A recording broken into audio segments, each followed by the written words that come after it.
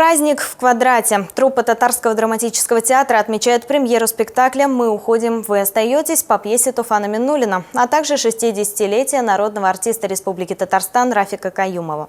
Самые яркие кадры спектакля в материале Лилии Гатиной. «Мы уходим, вы остаетесь», спектакль, который челнинцы увидели впервые. Постановка отражает события из жизни поэта Габдуллы Тукая. И основная мысль, которую актеры постарались донести до зрителя, что главное богатство народа не деньги, а его культура и язык. И нести это богатство нужно вместе. Либо мы все-таки на самом деле объединяемся и как бы идем, как это в тексте звучит, за ручки схватились и все-таки работаем над тем, чтобы наша нация жила, либо мы все-таки остаемся каждый при своем. Поставить спектакль помогла дочь драматурга, написавшая пьесу, Альфия Миннуллина. Дело в том, что изначально финал произведения был другим. Как рассказала женщина, ее отец не знал, что в настоящей истории Габдулла Тукай взял деньги у богатой семьи Акчуриных и написал, что он этого не делал. Но, узнав правду, переписал финал. Когда Челнинский татарский театр решил обратиться к этой пьесе,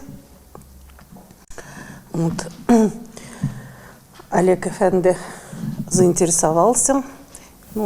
Меня очень это обрадовало.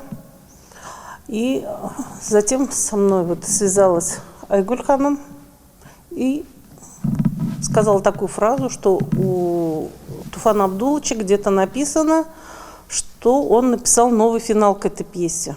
Она оказалась более внимательной, чем я. Я как-то этот момент не запомнила. Но я нашла эту цитату. Благодаря особому вниманию к деталям и подлинности истории постановка влюбила в себя зрителей с премьерного показа. Вчера у меня был день рождения, дочь мне купила билет.